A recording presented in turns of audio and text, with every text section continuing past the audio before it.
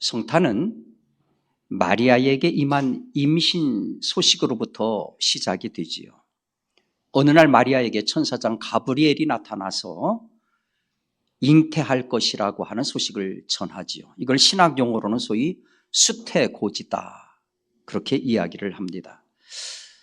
중세 기독교를 보면은 특별히 14세기, 15세기경에 이 수태고지를 주제로 해서 성화를 많이 그렸습니다. 지금 보시는 저 성화는 레오나르도 다빈치가 그린 수태고지라고 하는 성화입니다. 1472년에 그렸는데요. 저 성화 속에 나오는 마리아의 얼굴을 한번 자세히 보시기 바랍니다. 굉장히 차분한 모습입니다. 두 번째 그림을 볼까요? 로베르 깡팽이라고 하는 사람이 그린 수태고지라고 하는 작품인데 대략 1420년경에 그린 것으로 추정을 합니다. 저 그림에서도 마리아의 모습을 보면 굉장히 온화하게 수동적으로 순종적인 모습으로 그려져 있습니다. 세 번째 그림을 볼까요? 프라 안젤리코라고 하는 분이 그린 1432년경에 그린 그림입니다. 저 그림에서도 보면은 마리아가 양손을 가슴으로 모은 채에 아주 순종하는 모습으로 겸손하게 말씀을 듣고 있는 모습이 그려지고 있습니다. 우리가 세 편의 성화를 보았는데 공통점이 있어요. 마리아가, 그려진 마리아가 가브리엘 천사장의 수태고지를 들을 때에 굉장히 수동적이고 그리고 온순하게 듣는다, 그런 공통점이 있습니다. 그런데 이거하고 전혀 다른 느낌을 주는 수태고지 성화가 있습니다. 이태리 출신의 시모네 마르티니라고 하는 화가가 그린 두 명의 성자가 있는 수태고지라고 하는 성화입니다. 지금 보시는 저 그림인데요, 1333년에 만들어진 걸로 추정이 됩니다. 가만히 그림을 보시면은 가브리엘 천사가 이제 하늘에서 지금 막 지상에 내려앉은 것처럼 아직 날개가 하늘을 향해 있고 그의 옷도 펄럭이는 것을 볼 수가 있습니다. 왼손에는 올리브 가지를 들고 있습니다. 저 올리브 가지라고 하는 것은 하나님께서 들려주시는 평화로운 소식을 상징하는 것입니다. 그런데 여러분 한번 자세히 보시기 바랍니다. 저 가브리엘 천사하고 마리아 사이에 무언가 희미한 글자가 있습니다. 보이십니까? 희미한 글자가 있습니다. 저게 라틴어로 쓰여져 있는데요, 아베 그라시아 블레나 도미누스 테쿰이라고 하는 글자입니다. 우리말로 번역을 하면은 평안하여라, 은총을 가득 받으니여 주께서 너와 함께 하신다. 얼마나 감동스러운 이야기이겠습니까? 그런데 그 영광스러운 하나님의 말씀을 듣는 이 마리아의 태도를 한번 보시기 바랍니다. 다시 한번 보여주실래요? 그 사진을 보면은 몸의 자세가 뒤로 움찔 물러나 있습니다. 순종적으로 앞으로 하는 모습도 아니고 양손을 탁 가슴에 하고 겸손하게 받는 자세가 아니에요. 마치 천사가 하는 말을 흠칫 놀라면서 피하는 듯한 그와 같은 자세를 취하고 있습니다. 마리아의 얼굴을 조금 더 자세히 들여다볼까요? 그 다음 그림을 한번 보여주시기 바랍니다. 마리아의 표정을 한번 보여주시기 바랍니다.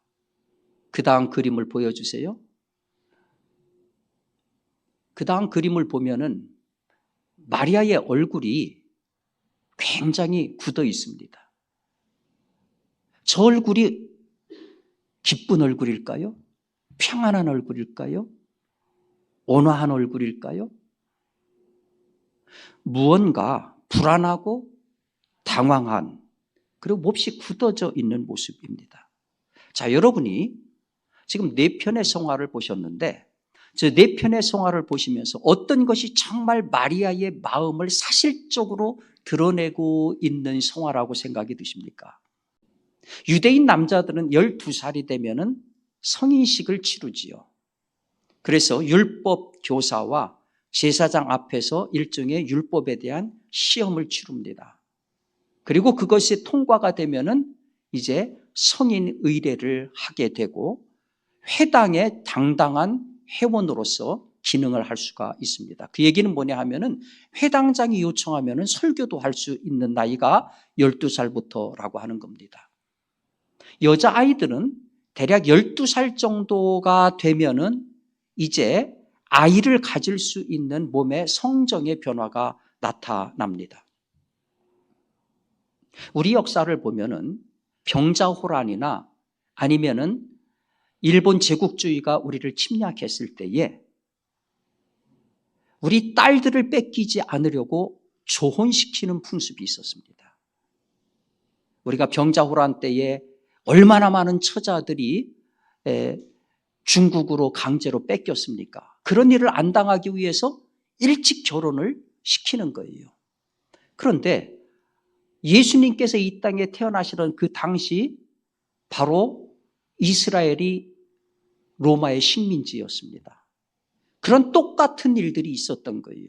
이런 일들을 당하지 않으려고 여자아이가 태어나서 임신할 수 있는 나이가 되면 즉각 조혼을 시켰습니다. 정혼부터 하고 우리로 말하면 약혼을 하고 그 다음에 결혼식을 서둘러 했던 것이죠. 이렇게 본다면 우리 생각에 처녀 마리아라고 하는 명칭보다는 소녀 마리아 이렇게 부르는 것이 훨씬 더 설득력이 있다 하는 거예요. 근데 심각한 것은 뭐냐 하면은 결혼을 안 했을 때 임신하면 큰일 납니다. 당시는 여성의 순결을 너무 중시했습니다. 여러분들이 잘 아시는 것처럼 예수님의 일생을 다룬 사복음서를 보면은 특별히 간음하는 현장에서 잡힌 여인이 왔을 때에 사람들이 돌로 쳐 죽이려고 하지 않습니까? 지금도 아랍권에서는 가문의 명예를 더럽혔다고 해서 그런 일이 있으면 먼저 가문 안에서 벌을 줍니다. 이스라엘에서도 그런 일이 일어나면 가문의 명예를 더럽혔다고 해서 집안 남자들이 돌로 먼저 쳐 죽였어요. 설사 거기까지는 가지 않는다 하더라도 당장 이것이 알려지면 파혼이 될 겁니다. 정혼했던 요셉으로부터 버림을 받을 것이고 이 소문을 평생 안고 살아야 됩니다. 다시 결혼하기도 힘들고요. 가정으로부터의 질시, 사회로부터의 질시를 온몸에 받고 평생을 그렇게 살아야 됩니다. 오늘 본문에 보면은 31절부터 33절까지 천사장 가브리엘이 나타나가지고서 기가 막힌 얘기들을 해주지 않습니까? 네가 아이를 낳으면은 장차 큰 일을 할 거다. 큰 자가 될 거다. 하나님의 아들이라고 일컬음을 받을 거다. 그리고 이스라엘의 왕이 될 거다. 그리고 그 가문은 영원할 것이다. 오늘 우리 입장에서 보면 이거 이상으로 기가 막힌 축복이 어디 있습니까? 우리가 낳는 애가 왕이 될 거고 하나님의 아들이 될 거고 그 가문은 왕의 가문으로서 영원할 것이다. 이거 이상의 축복이 어디 있습니까? 적어도 우리 입장에서는 그래요. 그런데 이제 막 12살을 지나서 남자도 알지 못하는 아이가 갑자기 애를 가진 이 마리아 입장에서도 이게 축복의 말씀이었을까요? 아마도 마른 하늘의 날벼락 같은 얘기가 아니었을까요? 설령 그 아이가 나중에 장차 커가지고서 그런 축복이 이루어진다 하더라도 지금 그러한 소식을 받는 이 소녀 입장에서는 도저히 감당할 수 없는 엄청난 시련이죠. 이 가슴에 와서 닿지 않습니까? 이제 막 초경을 시작한 어린 딸이 갑자기 애가 뱄다. 성령으로 잉태를 했다. 어머니들이 그 얘기 들었을 적에 막 할렐루야 하고 기뻐하겠어요? 마리아가 이제 초경을 시작한 마리아가 예수를 잉태했다고 하는 것은 추문입니다. 추문. 돌 맞아 죽을 추문이에요. 거기다가 남자 없이 애를 낳았다? 성경에서는 성령으로 잉태를 했다고 하는데 남자 없이 애를 낳는다는 것은 예나 지금이나 생물학적으로 불가능한 일입니다. 가능성 제로의 불가능한 기적입니다. 놀라운 것은 이 가능성 제로의 기적 얘기를 이미 구약에서 예언하고 있다는 거지요. 그러므로 주께서 친히 징조로 너희에게 주실 것이라. 보라, 처녀가 잉태하여 아들을 낳을 것이요 그 이름을 임마누엘이라 하리라. 이사야 7장 14절에 이미 예언을 하고 있다는 거죠. 벌써 700~800년 전에 처녀 탄생에 대한, 성령 잉태에 대한 예언을 하고 있다는 거죠. 그리고 그 불가능한 얘기가 가능하다고 하는 전조를 계속 보여주셨습니다. 여러분들이 잘 아시는 것처럼 아브라함의 아내 사레가 90살이 돼가지고 경수가 끊어져서 생물학적으로 도저히 아기를 낳을 수 없는 90세에 이삭을 낳게 하나님이 하셨어요. 불임 여성인 한나, 아기를 못 낳아가지고 맨날 성전에 와가지고 통곡하면서 애 달라고 울부짖었던 그 불임 여성 한나에게 하나님께서 사무엘을 허락해 주셨어요. 우리가 알고 있는 삼손, 그 어머니가 누굽니까? 불임 여성이었습니다. 그런데 하나님께서 태문을 열어주신 겁니다. 불가능했던 것들이 가능하다고 하는 전조, 이것이 하나님이 일하시는 방법, 이것들을 차근차근 하나씩 보여주신 거예요. 처녀 마리아가 임신을 했다. 그건 1차적으로 이사야의 예언을 성취하는 사건이었고, 사실은 그 안에 진정한 의미는 이런 겁니다. 절망을 이기는 하나님의 일하심, 절망을 이기는 하나님의 기적을 보여주시는 사건인 거예요. 인간적인 능력으로는 도저히 해결할 수 없는 깊은 절망 속에서도 상한 갈대도 꺾지 않고 꺼져가는 등불도 끄지 않으시는 하나님께서 우리에게 주시는 희망, 그 가능성을 상징하고 있는 사건이 바로 마리아가 남자 없이 불가능한 상태에서 아기를 가진 사건이라는 거죠. 여러분, 예나 지금이나 우리가 사는 인간 세계는 절망의 순간들이 너무 많아요. 사람들이 우리 시대를 가리켜서 꿈이 없는 시대, 꿈을 잃어버린 시대, 가능성 제로의 시대, 이렇게 얘기를 합니다. 특별히 우리나라는 지금도 1년에 42명의 사람이 스스로 목숨을 끊는 절망의 세상 한복판을 우리가 살고 있어요. 너무나 많은 사람들이 내일의 희망을 꿈꾸지 못할 만큼 깊은 절망의 시대를 살고 있습니다. 신학자 키에르케고르가 이런 얘기를 했어요. 죽음에 이르는 병은 바로 절망이다. 절망에 대한 가장 확실한 해독제는 믿음이다. 절망에 있어서 가장 훌륭한 치료제는 희망이다. 그렇습니다. 소녀 마리아 사건은 절망 가운데 찾아오셔서 하나님의 신묘막측한 방법으로 희망의 길을 열어주시는, 하나님이 주시는 희망의 표적입니다.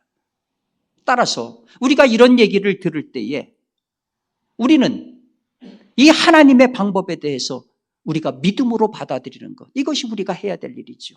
마리아를 통해서 일하신 하나님, 그 하나님이 나를 통해서도 역사하실 줄을 내가 믿습니다. 나를 절망에서 희망으로 바꿔주실 그 하나님을 내가 믿습니다. 누가 얘기는 마리아 얘기로 시작해서 엘리사벳의 이야기로 전개가 됩니다. 천사장 가브리엘의 고지를 듣고 나서 마리아가 이렇게 순종을 하지요. 주의 여종이오니 말씀대로 내게 이루어지이다. 자, 말은 그렇게 했지만 이제 초경을 띈 여자아이가 얼마나 스트레스를 받았겠어요. 얼마나 견디기 힘든 일입니까? 어디론가 도망가고 싶고 어디론가 잠적하고 싶은. 그런데 그때의 놀라운 소식을 알려줘요. 내 친척 엘리사벳이 원래 아기를 가질 수 없는 불임 여성인데, 그리고 다 늙었는데 아기를 가져서 6개월이 됐다. 그 소식을 듣자마자 마리아가 급히 엘리사벳의 집으로 뛰쳐갑니다. 학자들은 엘리사벳이 사는 집이 나사렛으로부터 대략 한 120km 떨어졌다고 얘기를 해요. 여러분, 120km면 여기서 한 대전 가는 거리 정도 될 겁니다. 하루에 갈 수 있는 거리가 아니에요. 한 사나흘 걸렸을 겁니다. 그 어린 소녀가 그 사나울 길을 가면서 어떤 생각을 했을까요? 얼마나 마음이 힘들었을까요? 얼마나 삶의 무게가 꽉 짓눌렸을까요? 그렇게 자갈밭을 걷고 수풀을 걷고 산길을 헤쳐서 몇 날 며칠을 걸어서 엘리사벳 집에 도착을 했어요. 자그만치 120km를 걸었어요. 그런데 그 모진 여행 끝에 기쁨이 기다리고 있어요. 친척 엘리사벳을 만났을 때 믿지 못할 광경을 본 거예요. 나이 들어서 도저히 이제는 폐경이 돼가지고 애를 낳을 수 없는 이 엘리사벳의 배가 불룩하게 불러 있는 겁니다. 하나님의 일하심을 두 눈으로 확인을 한 거예요. 여러분, 엘리사벳이 낳은 아들 이름이 뭐지요? 세례 요한입니다. 그래서 세례 요한하고 예수님은 인척관계예요. 더 놀라운 게 뭡니까? 처녀가, 이 소녀가 아기를 가졌으니까 얼마나 당혹하고 부끄러워요. 얼마나 두렵습니까? 잔뜩 위축이 돼 있는 마리아입니다. 마리아가 찾아간 집이 어디라고요? 엘리사벳의 집입니다. 엘리사벳의 남편이 누굽니까? 제사장 사가랴입니다. 여러분, 다윗 시대에 이게 성전을 이제 짓기 위해서 준비를 할 뿐만 아니라 제사장 제도를 강화를 했어요. 그래서 24개의 반차라는 것을 만들었습니다. 제사장 그룹을 24개 그룹으로 나눠가지고서 한 그룹은 중앙 예루살렘의 성전에서 제사를 집례하게 하고 다른 그룹들은 교대로 전국에다가 파송을 했어요. 그래서 똑같은 시간에 예루살렘 중앙에서 제사가 펼쳐지는 그 시간에 전국에 있는 회당에서 동시에 예배가 울려 퍼졌습니다. 이걸 맘마모트 제도라고 하는데 이 일들을 제사장들이, 파송된 제사장들이 한 거예요. 그리고 일정 기간이 지나면 이제 순회하고 지방에 있던 사람이 중앙으로, 중앙에 있던 사람이 지방으로 이러다가 예수님 시대쯤 되니까 고착이 된 겁니다. 그게 향토 제사장이 된 거예요.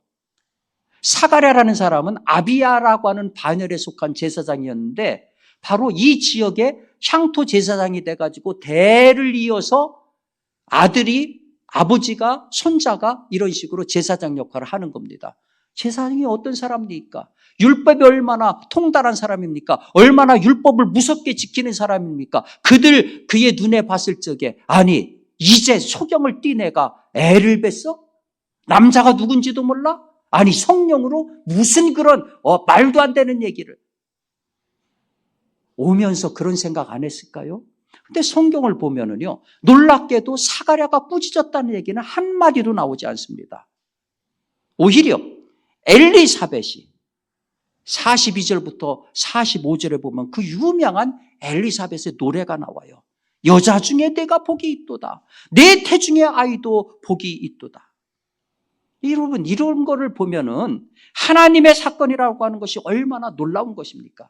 하나님은 아이를 가질 수 없는 엘리사벳에게 아이를 갖게 했어요. 하나님은 아이를 가질 수 없는 마리아에게 성령으로 잉태하게 했습니다. 하나님이 일하시는 데에는 불가능이 없어요. 그런데 우리는 이 두 여인을 보면서 또 하나의 중요한 사실을 깨닫게 됩니다. 두 여인의 공통점이 뭡니까? 임신한 여인들입니다. 임신해서는 안 되는 여인이 임신을 했고 임신을 간절히 바랐는데 임신할 수 없었던 여인이 임신을 했어요. 둘이 임신한 여인. 이건 뭘 상징합니까? 동일한 인간이라는 거죠. 두 여인의 차이점이 있습니다. 엘리사벳은 축하받을 임신을 했고 마리아는 세상 말로는 저주받을 임신을 했습니다. 그런데 이 각별하게 다름 가운데 엘리사벳이 마리아를 대하는 태도를 보십시오. 이거를 보면은 사실은 동일한 인간들이 이 땅을 함께 살아가는 방법이 뭔가를 우리에게 보여주지 않습니까? 엘리사벳의 노래에 이어서 바로 마리아의 찬계가 쫙 이어집니다. 여러분들 시간 있을 때 마리아의 찬가를 한번 쫙 보시기 바랍니다. 근심과 걱정으로 꽉 짓눌려서 왔는데 그 찬가를 보면은 엘리사벳을 만나고 난 다음에 그 울려 퍼지는 찬가를 보면은 기쁨과 환희로 가득 차 있어요. 한평생을 살면서 나는 다른 사람에게 어떤 사람인가? 나는 다른 사람에게 어떤 사람이 되어야 되는가? 흔히 우리가 사람을 두 종류로 나누길 좋아합니다. 선한 사람, 악한 사람. 그런데 선한 사람 안에도 악이 있어요. 악한 사람 안에도 선이 있어요. 쉽게 나누기 어렵습니다. 부자와 가난한 자, 100억을 가져서 부자. 그런데요, 그거를 제대로 나누려면요, 돈에 묻어있는 윤리를 보고 양심을 봐야 돼요. 그런다고 하면은 부자인데 부자 아닌 사람이 있고 가난한데 가난하지 않은 사람이 있는 거예요. 행복한 사람, 불행한 사람. 여러분, 행복한 사람도 눈물 나요. 불행한 사람도 파한대소 해요. 쉽게 나누기 어렵습니다. 미국의 시인인 엘라 필러 윌콕스라고 하는 분이 시 한 편을 썼는데 제목이 뭐냐면 당신은 어느 쪽인가 하는 시입니다. 당신은 어느 쪽인가. 그 시에 이런 식귀가 있어요. 내가 말하는 이 세상 사람의 두 부류란 짐 들어주는 이와 비스듬히 기대는 자랍니다. 당신은 어느 쪽인가요? 힘겹게 가는 이의 짐을 들어주는 사람인가요? 아니면 남에게 당신 몫의 짐을 지우고 걱정 근심까지 기대는 사람인가요? 자, 윌콕스의 표현대로라고 하면 두 종류 사람이죠. 짐을 들어주는 사람, 아니면 남에게 짐을 지우는 사람. 그런데 우리가 살아가면서 보면은 한 인격체에서 이 두 가지가 같이 갑니다. 대개는 때로는 기대는 때도 있고 때로는 짐을 들어주는 때도 있어요. 그런데 불행한 사람은 어떤 사람일까요? 평생을 기대기만 하는 사람, 평생을 남에게 짐이 되기만 하는 사람. 이게 불행한 거죠. 더 불행한 사람은 누구일까요? 우리는 다 똑같아요. 마리아 엘리사벳이 애를 뱉다라고 하는 그 동질성에서 보여주는 것처럼 다 똑같아요. 그런데 짐을 들어줘야 될 때에 오히려 짐 위에 올라타는 사람. 다 똑같아서 결점도 다 있는데도 불구하고 다른 사람의 결점만 보면은 늑달같이 달려붙어가지고 뜯어먹고 헐뜯고 비방하는 사람. 가장 불행한 사람이죠. 어떤 사람은 자기도 아파요. 그런데 더 아픈 사람을 위로해요. 자기도 넘어져서 머리에 이 다리에서 피가 철철 나요. 근데 일어나서 다른 넘어진 사람을 일으켜 세웁니다. 마리아는 지금 홀로 서 있을 힘조차 없는 사람이에요. 누구에겐가 철저히 기대야 되는 사람입니다. 그럴 때에 그럴 때 엘리사벳이 마리아의 짐을 자기가 져줍니다. 그렇게 짐을 던 마리아 입에서 어떠한 노래가 나옵니까? 어떠한 고백이 나옵니까? 저는 엘리사벳 만나고 나서 이제 기쁜 노래를 하게 됐어요. 주님 맞는 우리 성도들의 자세는 두 가지예요. 하나는 우리 믿음의 구유를 준비하는 거지요. 하나님이 모든 절망을 희망으로 바꾸기 위해서 불가능한 방법으로 이 땅에 오셨다. 나는 그 하나님을 믿습니다. 우리 믿음을 다시 한번 점검을 하면서 믿음의 구유를 만들어야 되고요. 또 하나는 그 믿음이 입으로만 하는 것이 아니라 구체적인 나의 실존이 들어간 겁니다. 그걸 실천으로 보여주는 실천의 구유를 만들어야 돼요. 나와 함께 살아가는 사람들의 입에서 나 때문에 기쁨의 노래가 나오게 만드는 것 말이죠. 바라기는 앞으로 3일간 내 마음의 구유에 이 두 가지 준비를 잘해서 우리 성탄의 주님을 맞이하는 우리 성도들 되시기를 주님의 이름으로 축복합니다.